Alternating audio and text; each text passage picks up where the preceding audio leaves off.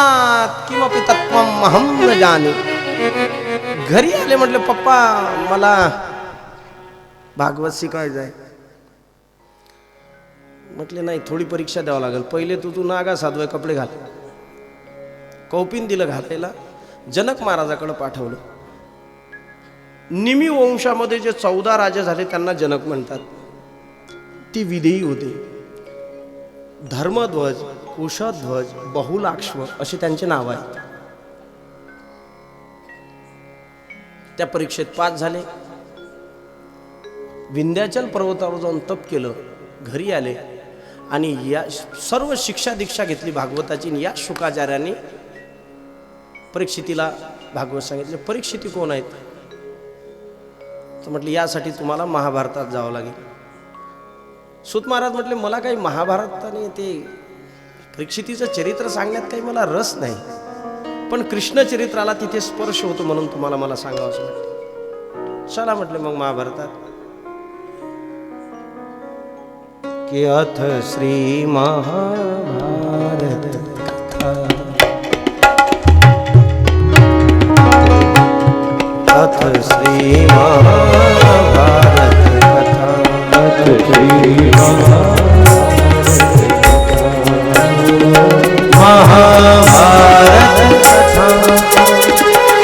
महाभारत कथा, अथ श्री महाभारत कथा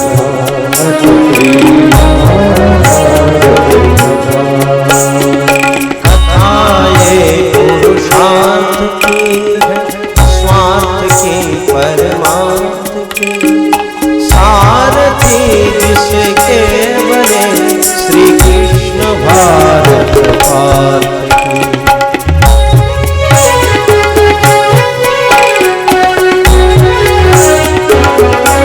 अथ श्री महाभारत,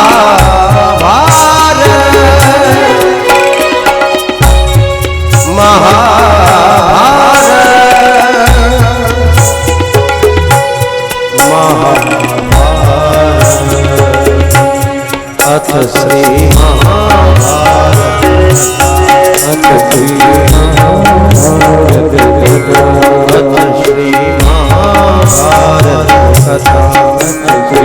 महाभारत कथा.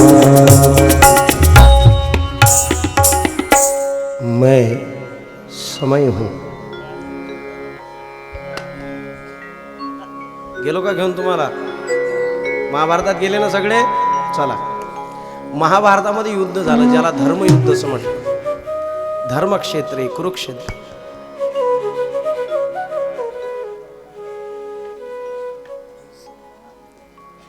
ते कुरुक्षेत्री भूमी आहे ना, युद्धासाठी ना श्रीकृष्णानं नाही सांगितले, पांडवांनी नाही ठरवली, कौरवांनी नाही ठरवली.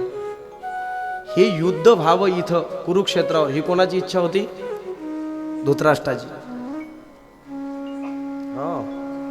धृतराष्ट्राने सांगितलं होतं युद्ध करा तर इथं करा. कारण कुरुक्षेत्राच्या भूमीचं महात्म्य असं आहे का, कुरुक्षेत्राच्या भूमीत जर यदा कदाचित मनुष्य मेला तर त्याला सद्गती मिळते. लोक बरेच प्रश्न करतात की दुर्योधन स्वर्गाला का गेला. त्याच्या पाठीमागचं पहिलं कारण आहे तो मेला कुरुक्षेत्रात. आणि कुरुक्षेत्रात हे तर धृतराष्ट्राला माहीत होतं की हे सगळे मरणार आहेत म्हणून. इतका पागल तर नव्हता ना, तो राजा होता ना. सोप्या भाषेत सांगू का, आपल्या मंत्र्याने घोटाळा केला की नाही केला हे तर मुख्यमंत्र्याला माहीत असते का नाही का. फुकट गादीवर बसला का तो, हे तर त्यालाही माहीत होतं. आपले लेकरं नालायक आहेत, वांग्याच्या भावात नाहीत खपणार आहे ते. हे मरणार आहे पण मरूनच मेले तर अशा ठिकाणी मरावं की मेल्यानंतर यांचा उद्धार झाला पाहिजे. म्हणून जागा निवडली कुरुक्षेत्र. आणि त्या कुरुक्षेत्रावर जे युद्ध झालं त्याला धर्मयुद्ध म्हटलेलं आहे. आणि सगळ्यांना ज्याच्या त्याच्या पापाची शिक्षा मिळाली.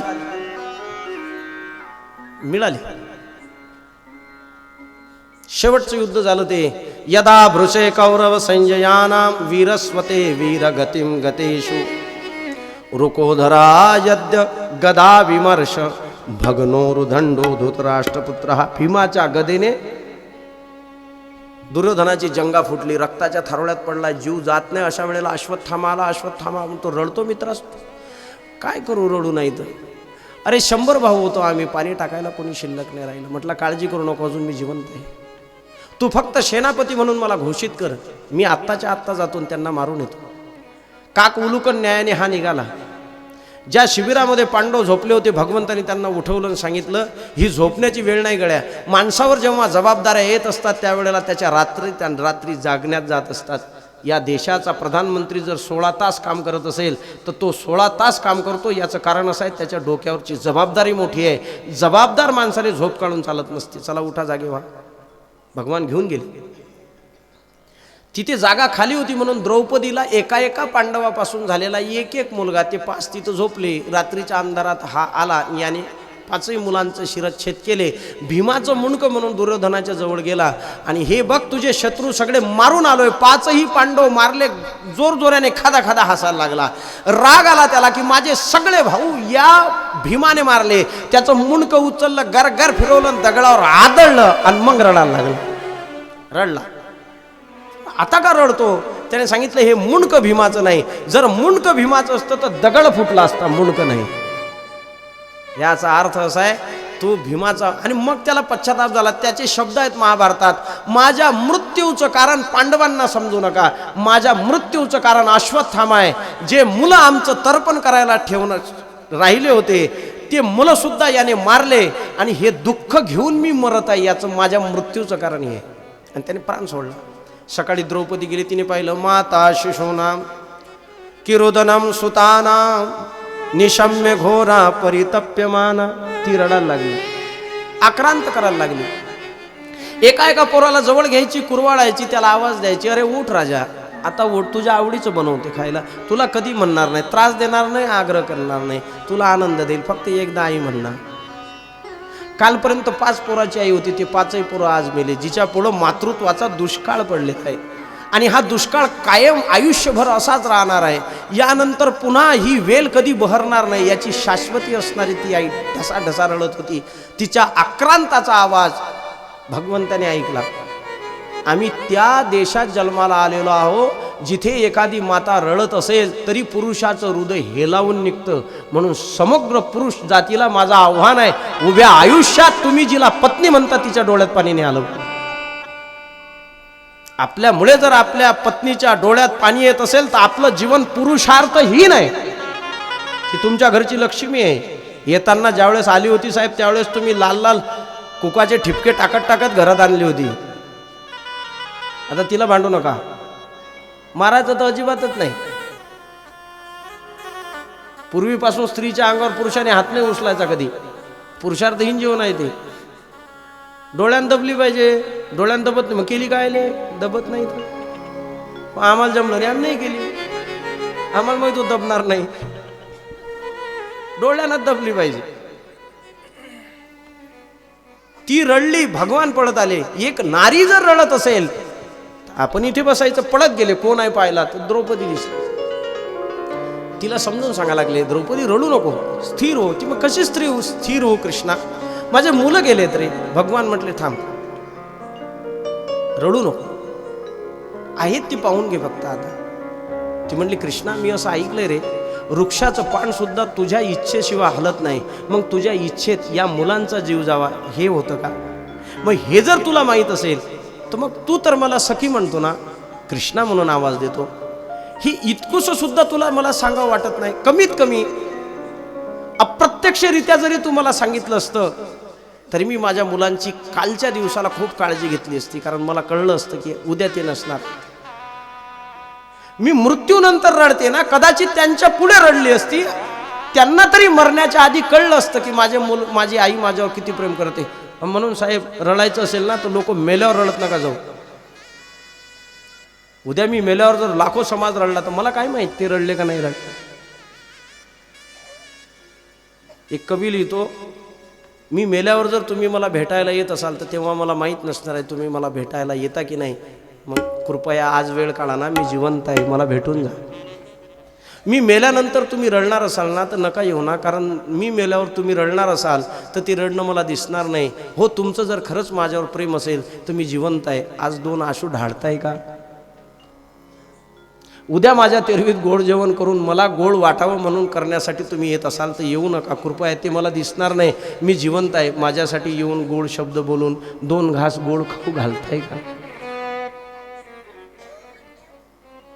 मेल्यानंतर माणसांना देव बनवणारे या संस्कृतीत जिवंतपणी माणसाला देव मानावं हे शिकवण्यासाठी सत्संग आहे. आणि एवढं शिकलं की जगातल्या सगळ्या पाठशाला पूर्ण झाल्या, कितीही शिकले हे कळलं नाही तर त्याच्या संस्काराची पाटी कोरीची कोरीच आहे असं म्हणावं लागतं. भगवान अर्जुनाला म्हणतात, मी हिला आता काही बोलू शकत नाही, पण ज्याने मारलं त्याला मी पुढे उभं करतो, काय शिक्षा द्यायची दे. अर्जुनाचा येणारा रथ पाहिला, त्याने दर्भाची काळी उचलली, अभिमंत्रित केली, त्याच्यावर ब्रह्मास्त्र धारण केलं. अर्जुनाने ते येताना पाहिलं आणि त्याने भगवंताचे पाय धरले. कृष्ण कृष्ण महाभावो भक्तानाम अभयंकरो त्वमेको द्वैह्यमानानाम अपवर्गोसी संस्कृते. हे केशव माझं रक्षण करा. भगवान म्हणले, चिंता करू नको, तुला मी आधी बोधावर आरूढ केलं ना. जायते म्रियते वा कदाचिन, तू मरणार नाहीस, तू तर आत्मा आहेस. पण आता करायचं काय? ब्रह्मास्त्र सोड. त्याने ब्रह्मास्त्र सोडलं, दोन्ही पकडले अर्जुनाने, द्रौपदीच्या पुढे उपस्थित केला. म्हटले, बोल काय शिक्षा द्यायची? तिने सांगितलं, ब्राह्मबंधूंना हंतव्यम आता ताईर वदारणा. हा ब्राह्मण पुत्र आहे, ब्रह्महत्येचं पातक लागेल. पुन्हा तुमचा गुरुबंधू आहे, हा याच्या आईला एकटा आहे, याची आई उदास होईल. मी पोरं गेल्यानंतरचं दुःख काय आहे हे जसं मला कळतं, मला असं वाटतं माझ्यानंतर या जगात पुत्रविरहामध्ये एखादी आई परत रडू नये म्हणून याला सोडा. भगवान म्हणले, तसा सोडू नका. काय करायचं? भगवान म्हणले, असं आहे, ब्राह्मबंधूंना हंतम्यम आता ताईर वदा राहणार. ब्राह्मण आहे, मारू नये, पाप लागते, पण आता ताई असेल तर मारावा. मग कोणाचा मृत्यू कशात आहे हे शास्त्र सांगतं. शहाण्या माणसाला मारत नसतात, त्याचा अपमान करायचा. मेल्यावर तर सगळं संपतं. अपमान ही अशी प्रक्रिया आहे, मरेपर्यंत टोचत राहते, मरेपर्यंत. संभावितस्य कीर्तीर मरणात दतिरिच्यते. हा शहाणा, याचा अपमान करा. भगवंतांनी त्याच्या कपाळावरचा मणी काढला, त्याची शिका उपटली, लात मारून काढून दिला. जाता जाता त्याने सांगितलं, पांडव काय वंश ठेवणार नाही आता. आणि त्याने एक बाण अभिमंत्रित केला आणि त्याच्या लक्षात आलं की अभिमन्यूची पत्नी उत्तरा जी गर्भस्थ आहे ती आता बालकाला जन्म देणार आहे आणि हे बाळ पुढे पांडवांचा वंश चालवेल. म्हणून त्याने त्या गर्भावर अनुसंधान साधलं. भगवंतानी सगळ्यांना सांगितलं, हात जोडा, नारायण अस्त्र येणार आहे. सगळ्यांनी हात जोडले. ती धावत आली आणि तिने पाय धरले. पायी पायी महाबाहो देव देव जगतपते नान्यात्वद भयं पश्य यत्र मृत्यू परस्परम. माधव, सगळे एकमेकाच्या मृत्यूचे प्यासे आहेत इथे. सगळ्यांनी तर नमस्कार केले, पण माझ्या गर्भातल्या लेकराला कळतं का? भगवंताने अंगुष्ठा मात्र रूप घेतलं, त्याचे हात जोडले, त्याला दर्शन दिलं. बाहेर आले, कुंतीने स्तुती केली. कुंती म्हटली, जेव्हा जेव्हा संकट येते तेव्हा नारायण येते. बरं, नारायण जर इथेच उभा राहून आमच्या समक्ष उभा असेल तर आम्हाला असं वाटतं देवाने कायम आम्हाला दुःख द्यावं. तिने स्तुती केली. ओम आद्यम प्रकृतीमीश्वरात परामलक्षम सर्वभूतानां मंत्र बहिर्वस्थितो. हे आदिपुरुष असणाऱ्या परमात्मा जो सृष्टीच्या आत बाहेर आहे त्याला दर्शन करून माझा नमस्कार करावा. ते म्हणले, आत्या मी तुझा भाचा आहे, आदिपुरुष कशाला करतो? ते म्हणले, तू आदिपुरुष आहेस का? आधी ठरव, तू आदिपुरुष आहेस का माझा भाचा आहे?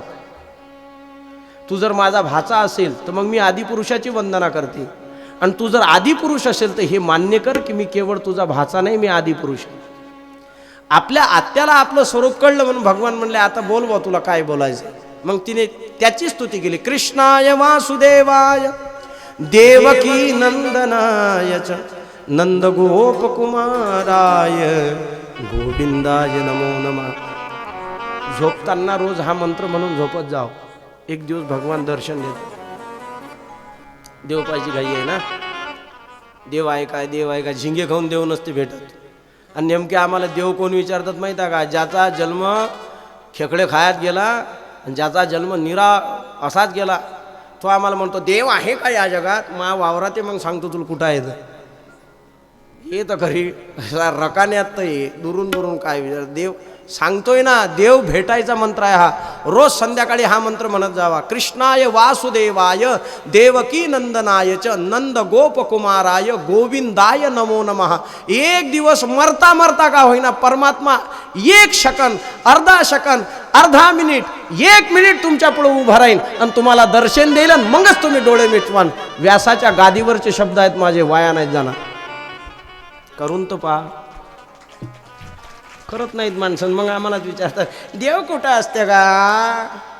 मग तू खेकडे धरायला जाय, तिथं आहे देव. पेटो टायर.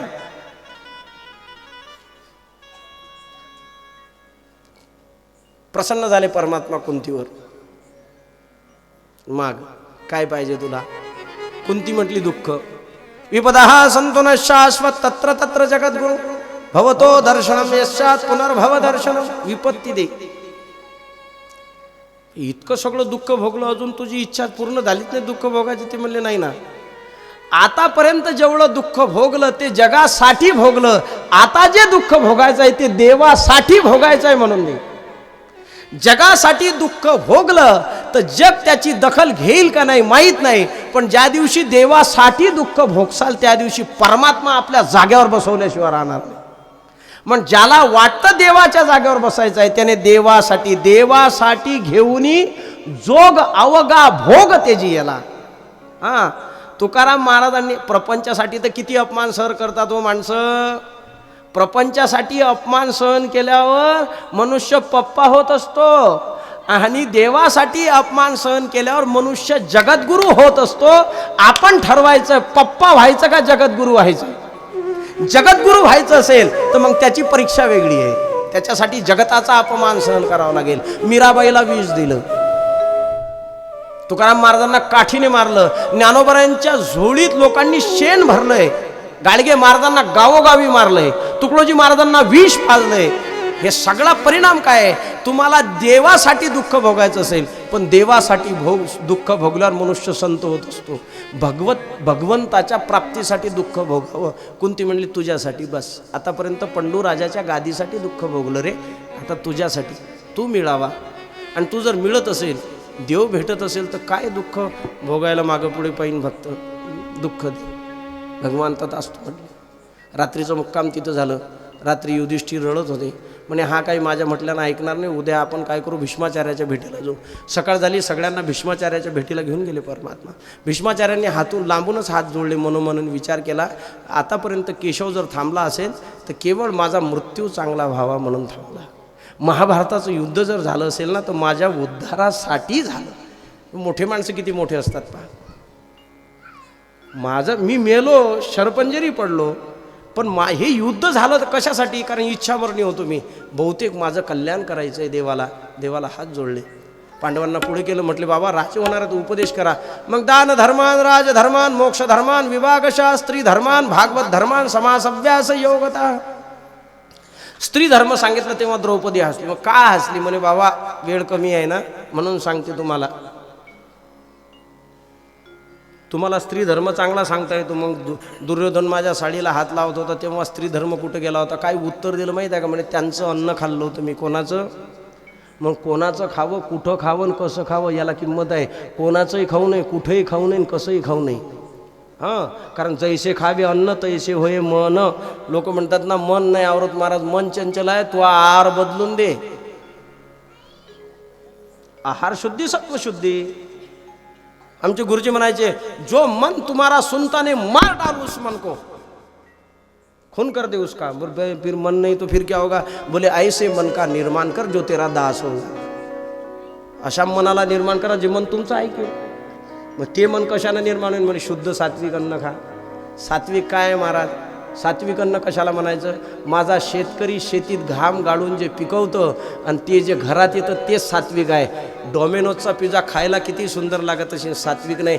माझ्या आईने केलेलं पिठलं अतिशय सात्विक आहे, कारण त्याच्यावरच माझी बुद्धी जगली, पिझ्झावर नाही. पिझ्झा आल्यावर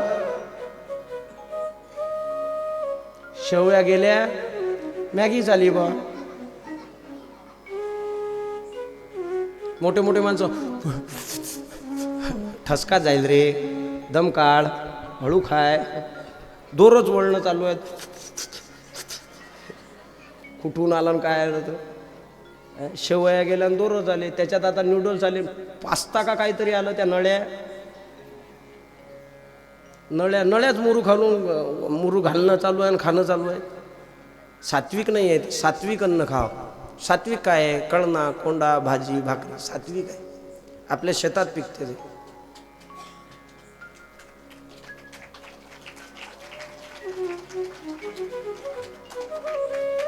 काय नाही टाळ्या बाजूला का? ह्या टाळेले भल्ला बेजार होईल आहे माणूस.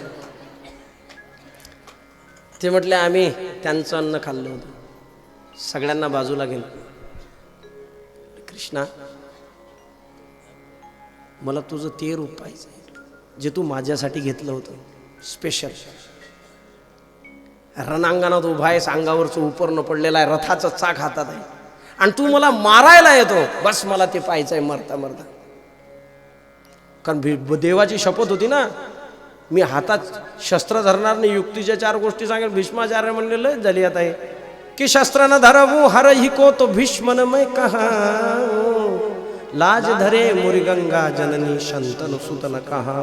मी याला हातात शस्त्र धरायला लावेल. आणि जेव्हा दुर्योधन म्हणला बाबा अर्ध सैन्य गेला आपलं, काही तुमचा पावर दाखवता की नाही? म्हणले मी सकाळी ध्यानाला बसेल त्यावेळेला तुझ्या पत्नीला माझ्या दर्शनाला पाठव, मला तेव्हा तिला आशीर्वाद द्यायचा आहे. सौभाग्यवती भव. अरे यमराज उद्या रडायला आला तरी तू हारणार नाही याची गॅरंटी माझी. हे देवाला माहीत पडलं. भगवान म्हणले अर्जुनाला, भाऊ उद्या तुझा 7-12 गोळा करणार आहे म्हातारं. त्याने सांगितलं ह्या युक्तीसाठी तुला आणलाय. मग का तू रोज फक्त काय पोहे खायला आणलं का तुला? आता युक्ती दाखव तुझी, मला झोपू दे. मग हा शयन कक्षात गेला द्रौपदीच्या, तिला उठवलं. म्हणले आपल्याला जायचं आहे उद्या, नाही तर तू विधवाच झाली. तो कोणाला मारील काय सांगता येत नाही. द्रौपदी म्हणली पाऊस चालू आहे, माझे पाय दिसतील ना भरलेले, चिखल लागेल. मग खांद्यावर घेतो तुला, अंधार आहे ना, लालटेन घेऊन ये. बरं मी ओली झाली तर तुला झाकून नेईल. त्याने फार कोटिंग करून नेलं. आणि तिच्या बांगड्यांचा आवाज झाला तर भीष्माचार्य म्हणजे VIP VVIP. तुम्हाला काय वाटते फक्त आताच्याच लोकांना सिक्युरिटी आहे का? त्यांच्या किती असेल त्यांना सिक्युरिटी. 4-4 सिक्युरिटीचे असे थर असायचे मध्ये. ते बलाढ्य होतेच होते, सैनिक होते, पण त्यांच्या आजूबाजूला अंगरक्षक मोठे मोठे पडदे लागलेले. 4 पडद्याच्या पुढे उभी राहिलेली ती तिच्या बांगड्या वाजल्या आणि तिथूनच आशीर्वाद दिला, सौभाग्यवती भव. हिनं चूप बसायला पाहिजे होतं. हे म्हणली या जन्मात का पुढच्या जन्मात. डोळे उघडले तर म्हणलं हा नंबर कसा चुकला. त्याच्या बायकोला सांगितलं ह्याचीच बायको आली. तुला कोणी आणलं? ते म्हणले काही नाही, माझा भाऊ आला माझ्याबरोबर. हिचा कोणता भाऊ आला का जा? कारण हिचा भाऊ तर युद्धात नाही. मग कोण भाऊ आहे? मग पाहायला गेले तर म्हणजे तुझा भाऊ बघू दे मला. कंदील पुढे गेल्यावर हे होते. ते म्हणजे वाटलंच मला, तिथंच लाईट लागले माझी का हा कारभार या काळ्याचा आहे.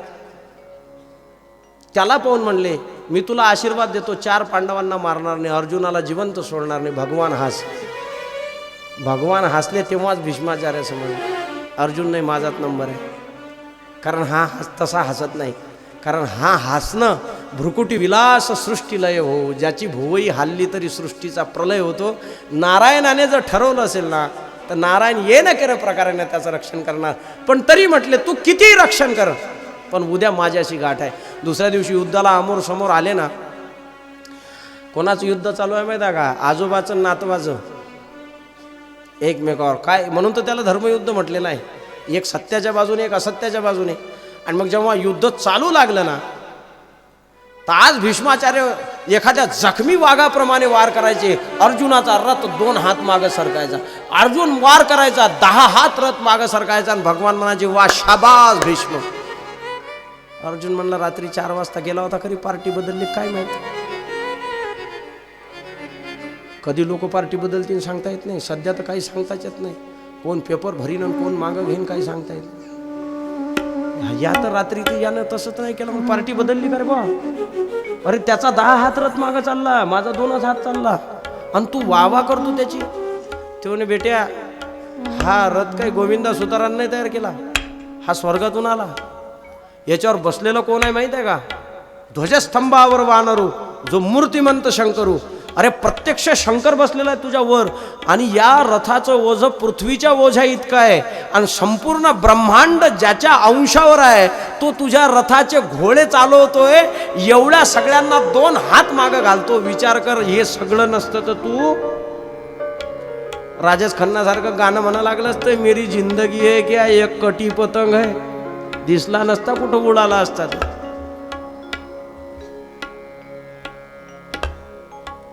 एक बाण साधला जो अर्जुनाच्या कंठाचा नेम घेणारा होता. भगवंताच्या लक्षात आलं की हा बाण अर्जुनाला मारणार. आता भगवंताने आपलं वजन वाढवलं आणि तो रथ जमिनीत गेला. अंतर चुकलं, जिथे कंठ होता तिथे मुकुट आला.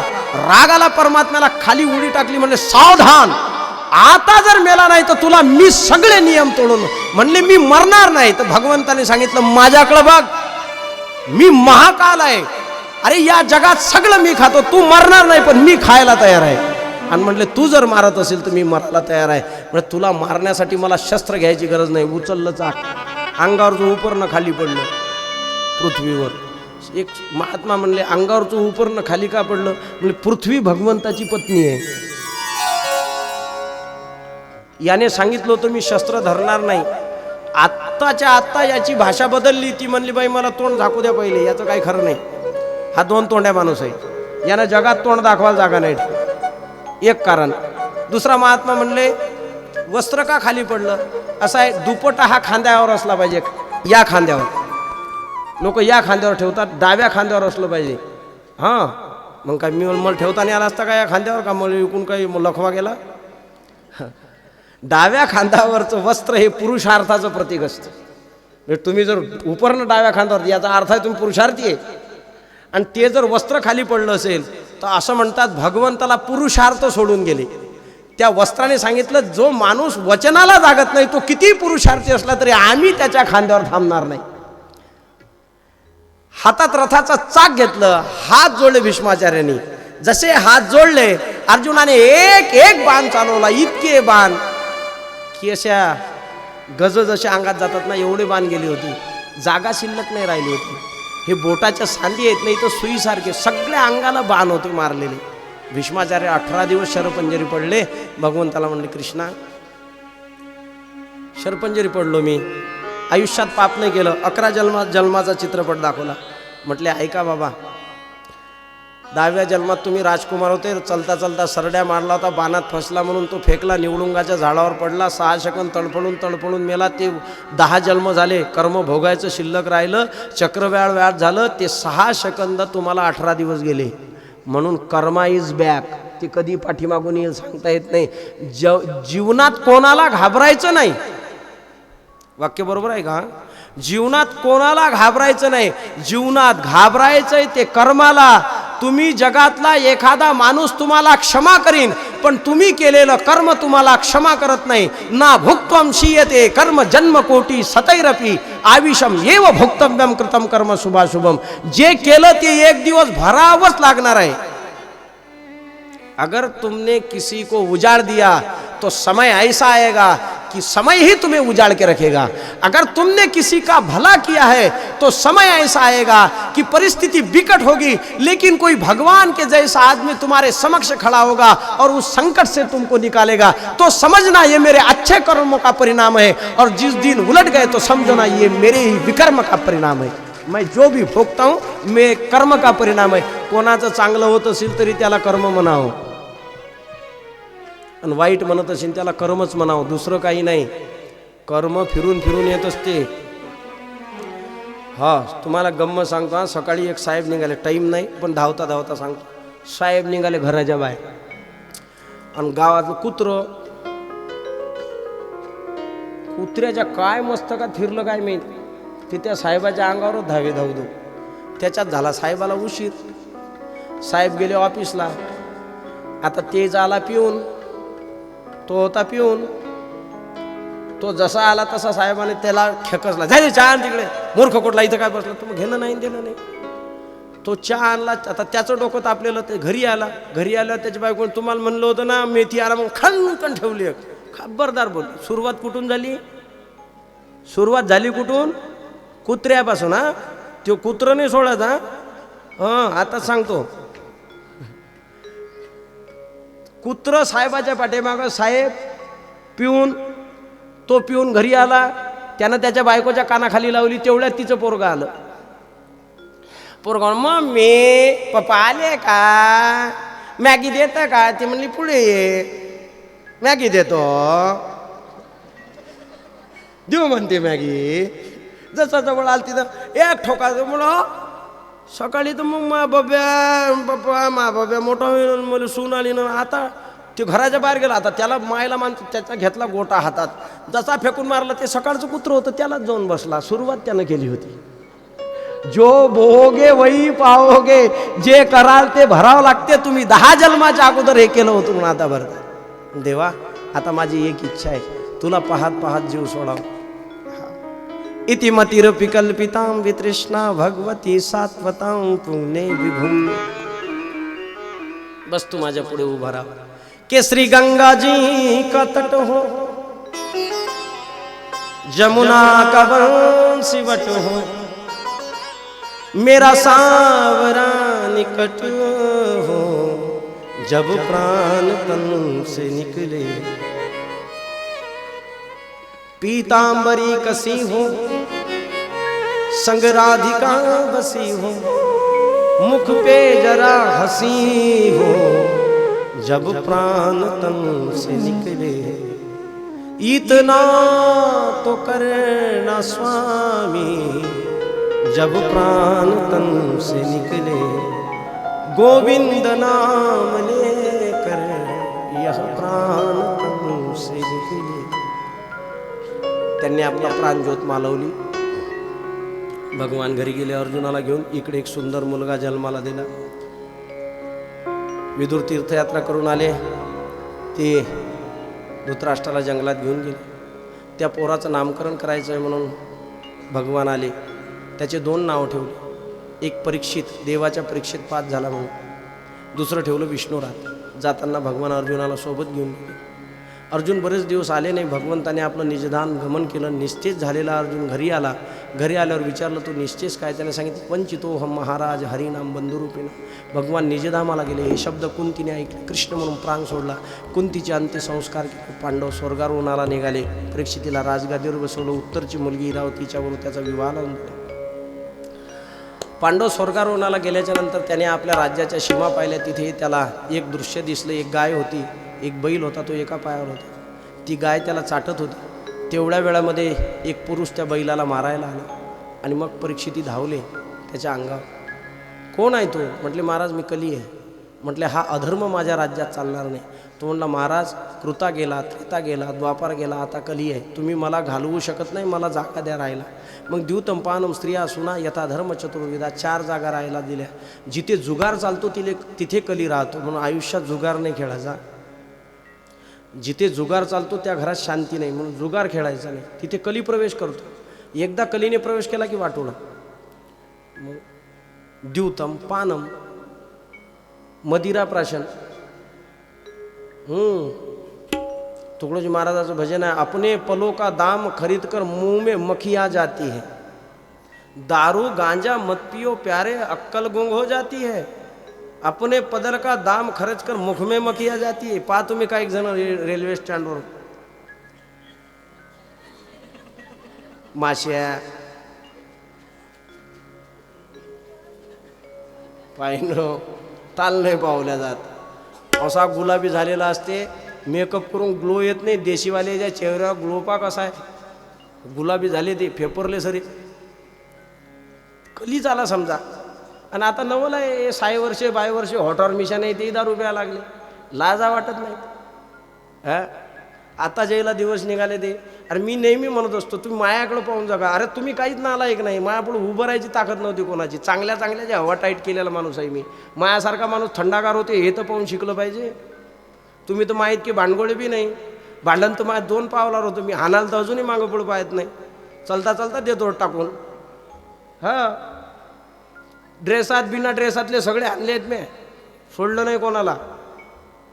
कमीत कमी मायाकडं पाहून तो सुधारलं पाहिजे का. आपल्यातला एक माणूस या स्टेजवर बसून जर भागवत सांगत असेल आपल्याला, तर याला त्यातलं काहीतरी सार कळलं असेल म्हणूनच बसलं की नाही. तुमच्यापेक्षा लय आगाऊ हो तुम्ही काहीच नाही, माया नखाची बरोबर नाहीत करत. नाही, मी नेहमी म्हणत असतो हे माया इतकी अज्जातच नाहीत. झेंड्यावर नाव होतो माय, हे काय बदमाश आहे. हे तर चोरून, मी तर भट्टी लावणार होतो, लाव इथंच भट्टी लाव, हे चोरून आहे. इतकी गेली केस होतो मी. मग एवढा सार काढून जर एखादा माणूस जीवनातला ठरवत असेल का नाही तो मार्ग चुकीचा आहे, मी तुम्हाला एक गोष्ट सांगू, जीवनात त्या माणसाचा ऐका जो माणूस अनुभवी आहे.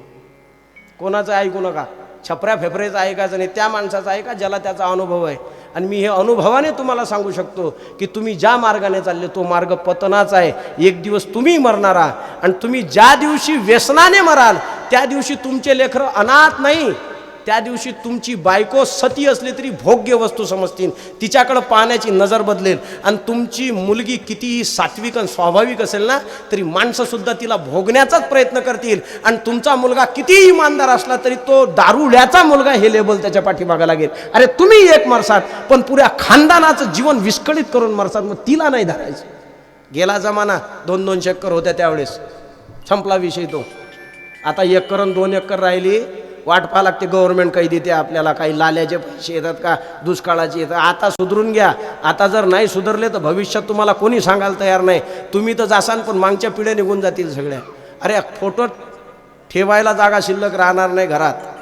मग माझं आव्हान असेल येणाऱ्या भावी पिढीला, गई बात जाने दो, छोड़ दो उसको. जे गेलं ते गेलं निघून. काय असते पुढे जे होऊ द्यायचं नाही. शहाणे माणसं काय आहेत, मागं गेले ते पाहत नाही तो, मागे गेले ते पाहू नका, पुढे जामीन आहे तुका. शहाणे माणसं पुढचा प्रतिबंध करत असतात, मागं गेलेला त्याचा नाही. गेले ते दिवस निघून गेले. मला नवल वाटतं. तुम्हाला वाटतं, तुम्हाला एक गोष्ट सांगू का, ज्या छत्रपती शिवाजी महाराजांची जयंती तुम्ही 2-2 वर्षातून साजरी करताना त्या माणसाला एकही युद्ध लढायची गरज नव्हती, एकही नाही. मस्त एखादा 2-4 गड भेटले असते, एखादी जागीरदारी भेटली असती, सावलीत जीवन गेलं असतं. पण या महाराष्ट्रातल्या लोकांना स्वातंत्र्याची चव चाकासाठी ज्या महापुरुषांनी हातात तलवार घेतली आणि 44 वर्ष ज्याने उभ्यानं अन्न खाऊन महाराष्ट्राशी झुंज केली, तेव्हा तुमच्या माझ्या घरावरचे भगवे ध्वज आणि आईच्या कपाळावरचं कुंकू शिल्लक राहिलं. मला असं वाटतं की या देशातला तरुण जर दारू पित असेल तर तो दररोज छत्रपती शिवाजी महाराजांच्या पराक्रमाचा अपमान करतो, रोज करतो. आणि त्याला शिवजयंती साजरी करण्याचा अधिकार नाही, बिलकुल नाही. त्याने छत्रपती शिवाजी महाराज की जय म्हणू नये, अधिकार नाही त्याला, कलंकित आहे तो माणूस. छत्रपतीच्या विचारांचं भाव लागतं. त्यावेळेला राम राम करायचं, बायका 4 करायच्या. काय अर्थ आहे त्याला? राम राम, बायका किती आहेत? 4. अरे राम राम त्यानं करावं ज्याला 1 बायको 2 लेकरं आहेत. राम राम कोणी करावं? बायको. रामाला बायको किती? बोलत जाणार, रामाला बायको आणि लेकरं, म्हणून राम राम. अरे तसं वागावं लागेल ना गळ्या. तुम्हाला एक गोष्ट सांगू का, कृती करून चालत नाही, अनुयायी व्हा. असं आहे, माणसाने नेहमी विचाराचं अनुयायी असलं पाहिजे. हां, तिथे कलीना आणतो. कुठे? जिथे विनाकारण पशुची हत्या करतात तिथे काही काम नाही, धाम नाही. हा, एक जण म्हणला मग आम्ही खाल्लेच नाही ते वाढतील ना. म्हणलं तर वाढले तर तुम्ही, तुमच्यावर बी कोरोना आला होता. जशी एक दिवस तुम्हाला सांगू का, माझं वाक्य बरोबर आहे का, जर या देशातल्या मनुष्यांना वाटत असेल का बकऱ्याची संख्या आम्ही खाल्ली नाही म्हणून वाढेल, तर माझं पुढचं वाक्य आहे, ज्या दिवशी तुमची संख्या वाढेल त्या दिवशी काळ तुम्हाला सुद्धा खाल्ल्याशिवाय राहणार नाही. लक्षात ठेवायचं. कारण सगळ्याचं नियंत्रण परमात्मा करतो, तुम्ही नाही. हां, आणि सगळेजण म्हणत असतील इथे जर देव राहतो, इथे कोण राहतो? इथे लोक म्हणतात ना इथंच राहते पांडुरंग, कुठं जाणे लागत. मग जिथं पांडुरंग राहतात त्याला मंदिर म्हणतात, आणि जिथे मांस दफन केला जातो त्याला स्मशानभूमी म्हणतात. मग तुम्हीच ठरवा तुमचं शरीर मंदिर आहे का स्मशानभूमी आहे. मंदिर असेल तर उद्यापासून स्मशानभूमी करू नका, त्याला मंदिरच राहू द्या. त्याच्यात कायला मूर्ती काढता. आणि चवच आहे असं जर म्हणत असाल तर उद्यापासून स्वतःचेच हात खायला सुरुवात करा. चवच आहे, चव त्याला नाही, चव मसाल्याला आहे. त्याला काय चव आली हो. आणि तसं तर ती 21 दिवस पचत नाही. त्याला जर उलटी झाली तर माणूस राहत नाही, म्हणजे पाहू शकत नाही. त्याचं वकणं म्हणजे आपल्याला अटॅकच आहे, ते सडते पोटात. अनेक प्रकारचे ॲसिड आहेत, त्या ॲसिडने सडायला ज्याला 20-21 दिवस वेळ लागतो, तिथे कली आहे. आणि दुसऱ्यांच्या बायकावर नजर ठेवलं की कली येते. द्यूतम पानम स्त्रिया सुना, 4 गोष्टी. मी मायापदरचं काही नाही, जे आलं ते सांगतो. मी ग्रंथ उकलून तुम्हाला दाखवू शकतो. हा, म्हणून आपलीच एकच करा, तिच्यातच आपली रंभा, उर्वशी, हेमा मालिनी, रेखा, माधुरी दीक्षित सगळ्या तिच्यातच पाहा. आणि आपली गंमत अशी आहे, लोक 6 महिन्यानं पस्तावतात. 6 महिन्याने म्हणजे लग्न झालं आणि हा नवरदेव झाला आणि मग तिची मामबहीण याला दिसली, मावस बहीण. मग हा पाय, हे काऊन नाही दाखवली रे बा, कुठं लपली होती हो तू, पहिले दिसली असती तर हे नसती केली का. अरे आता काय पश्चाताप करून फायदा आहे, झालं आता तिच्यातच पाहायचं आहे सगळं. ह्या 4 गोष्टी सांगितल्यात. म्हणजे महाराज ह्या 4ही गोष्टी खराब आहेत, म्हणजे जो खराब आहे त्याला हे गोष्टी खराब वाटल्या. हा, म्हणजे एक गोष्ट द्या, काय चांगली जागा द्या, सोनं राहायला दिलं. इथे थांबू आपण.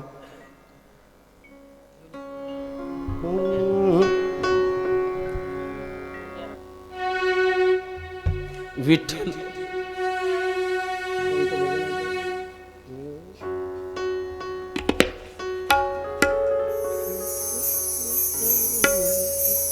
विठो माझा लेकोरबा, विठो माझा लेकोरबा, विठो माझा लेकोरबा, विठो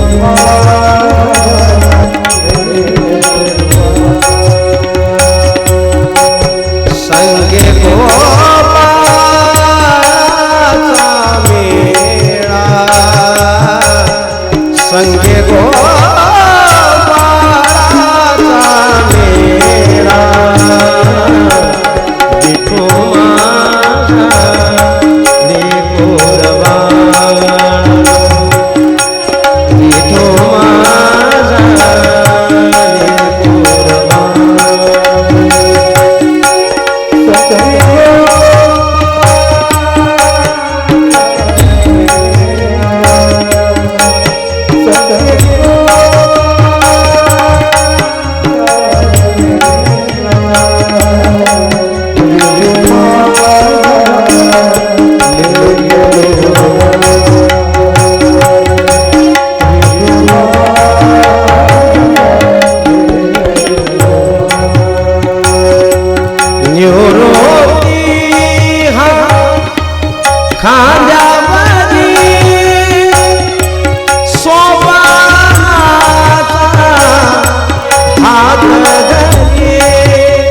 पुढे चाले ज्ञानेश्वर, पुढे चाले ज्ञानेश्वर, मागे मोराये सुंदर, विठो माझा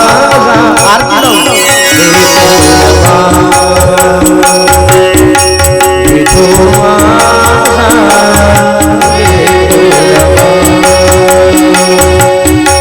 संगे गोपाळाचा मेळा, विठो माझा लेकोरबा. चला विठो माझा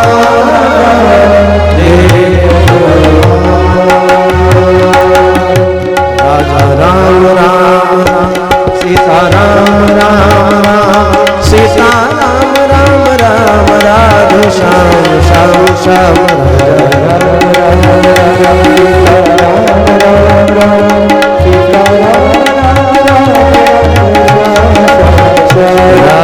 राम राम राम सीता राम राम सीता राम राम राम राधे श्याम श्याम श्याम राधा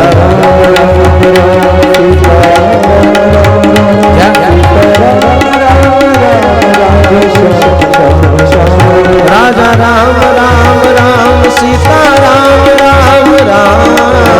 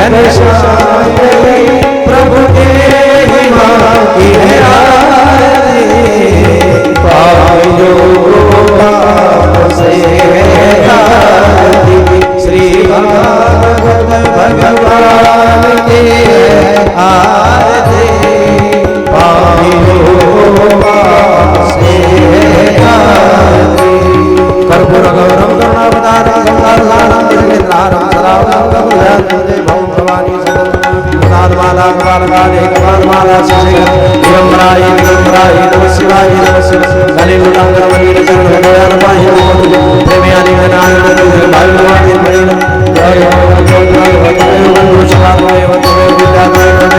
सर्वं मम कायेन वाचा मनसेन्द्रियैर्वा प्रयत्नावा प्रभवावत् करोमि यत्नं चरणं नारायणाति समर्पयामि श्री धर्माधव कामन बंधन की नायक रामचंद्र मुझे हरे राम राम राम हरे कृष्ण जय जय श्री राधे जय जय श्री राधे नमः पार्वती पते हर हर महादेव हर भारत माता की जय।